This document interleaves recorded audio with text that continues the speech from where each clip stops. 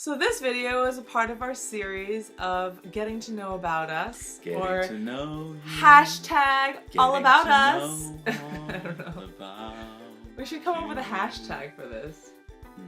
Okay.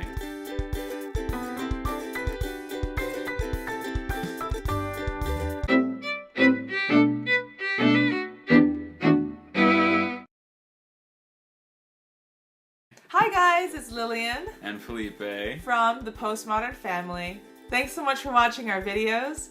We do 3 videos a week, and we mainly vlog about Americans living in the UK and traditional family life. This video is all about how we got engaged and mainly bragging on all the efforts that Felipe put forward. And we started dating in June of 2009.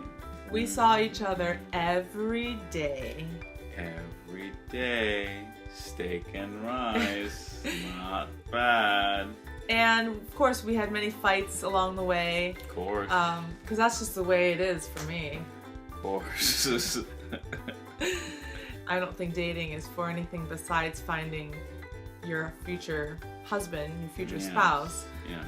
And thankfully, Felipe was mature enough to have that same perspective. So I thought, what's the best way to make sure she's surprised by an engagement? The best way is to make her mad at me first. Really mad at me. So it was. So I put this whole plan together. Okay, I'm gonna make this elaborate scavenger hunt proposal. But to throw her off, I was gonna make her very upset at me first. So what I did was, I planned it for the Valentine's Day of 2010. And why? It was like the most cliche day to get get engaged. I thought, well, I guess I have to give this a go for the 14th. She won't expect it. And even though she had such a low opinion of Valentine's Day, I knew she would be mad if I couldn't spend it with her. So what I told her, which was a lie, was that my mom needed me. She was in Miami. And I needed to fly to Miami to take care of something for my mom during the Valentine's Day weekend. And it would have been our first Valentine's together. First. And ladies, you know what it's like to not have a Valentine on Valentine's Day, and when you finally have a serious relationship, and then they're gonna miss out. I mean, for their mother. For their mother. So she got so upset. I think you hung up on me, didn't you? I did. Yeah, she hung up on me on the phone, and I knew I had it in the bag when that happened. I was on a choir tour for the weekend, so we left Friday and then came back Sunday. Yeah, so she went on a tour with the choir, her university choir, and they went to sing in a couple places in the area in a bus. And she was going to be away and come late on Valentine's Day evening back to the university. So I told her I would be away the whole weekend taking care of something for my mom. While she's on her trip, I'm actually still in town. I picked 9 locations that were significant to our relationship.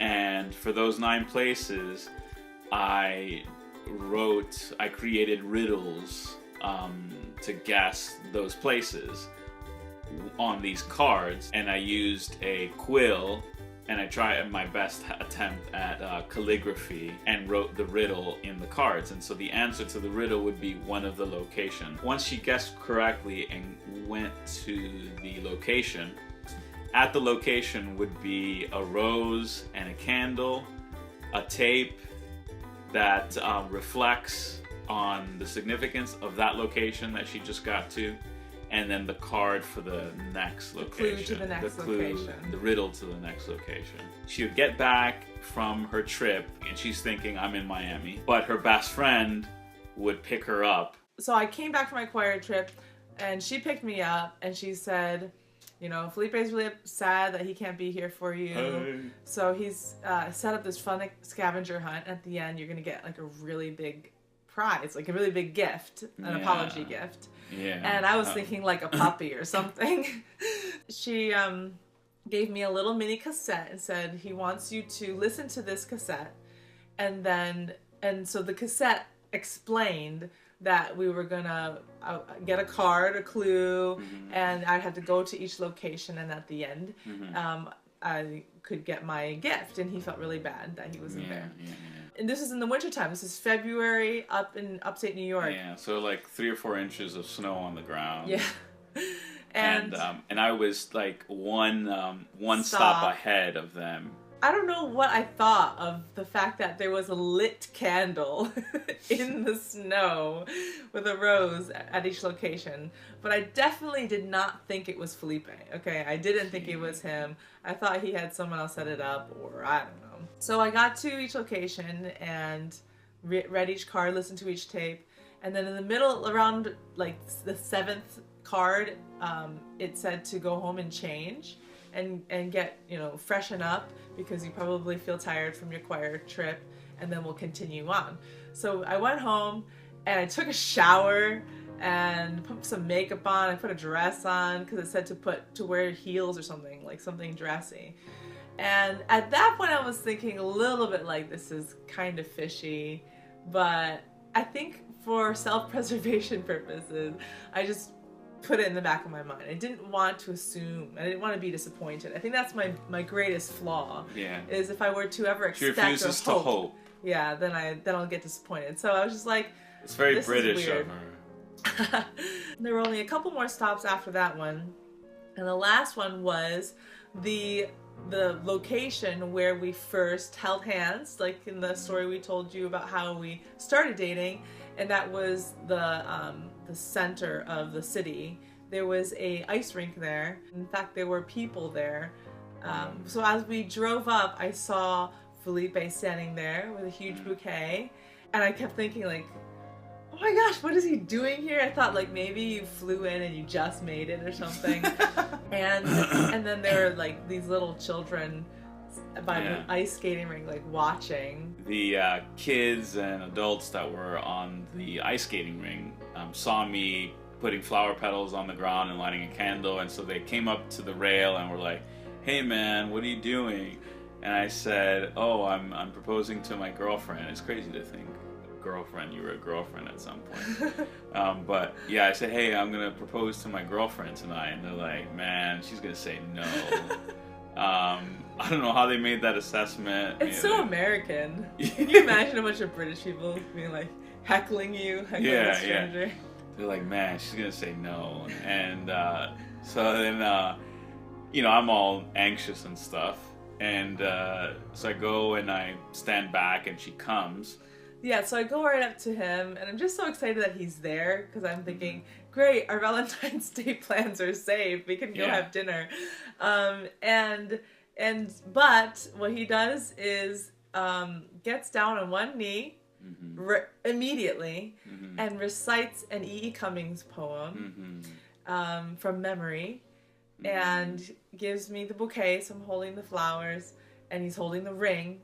And so after he finishes his poem and he asks, if you said, "Will you marry me?" right? Yes, yes. I was like blanking out, right? That's just of joy, I guess. And so of course I say yes. Of course. And we kiss, and we hug. And then I remember right after that, he's like, "Aren't you going to look at the ring?" Yeah. And I was like, I don't even care about the ring. I don't know. Yeah. I for some reason, I didn't even think of looking at it. Yeah. But it was a perfect ring. The perfect ring. The one ring to rule them all. It's so beautiful.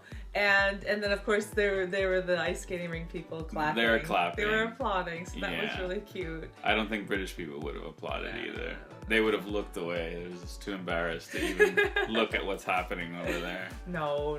That's not the end of the story. That's not the end of the story, guys. I thought, so then he asked me, "What do you want to do?" And I was like, "Well, I just want to go out and eat dinner." And you're like, "Okay, yeah, that's a good idea. Let's do that. Let's get in the truck, but let's first stop by our friend's Chinese New Year's party, because it did happen to land on Chinese New Year's." Yeah. And so I didn't think that was weird. So we went over to hang out, and right before opening the door, something like a little alarm bell went off in my head, and I thought, I don't smell any Chinese food. And then I opened the door and it was all my friends and family, and it was a surprise engagement party. My brother was there. Confident, baby. His brother was there. Uh-huh. My voice teacher was there. Yeah. It was a whole slew of people, so it was really, really exciting. And well done, Felipe, for surprising me, because I had no idea about that Good plan, either. good execution, good bake, aesthetically pleasing. It was great, and then we had some fun Top job. games. We played that shoe game. Yeah. And then some music that was played. Lots of food. Oh, and there was a really nice Carvel ice cream cake. My favorite. Can't get those here. I Where's think you can, Carvel? right? I don't know. I don't know. I'm sure many of you in the comments will say, yes, you can get them here. What are you? We were dating 8 months before he proposed. Mm-hmm. Did I ask your mom beforehand? Yeah. Yeah.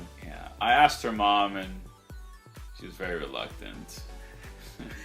But he did tell her that he's 1/16 Chinese, which is true.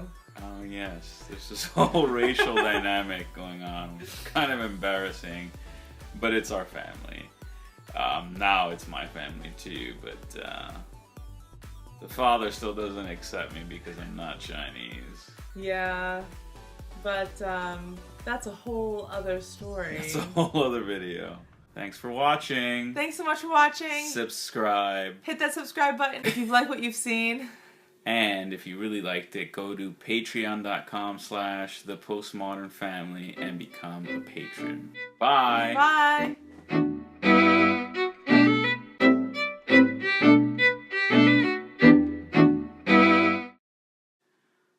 Hashtag key.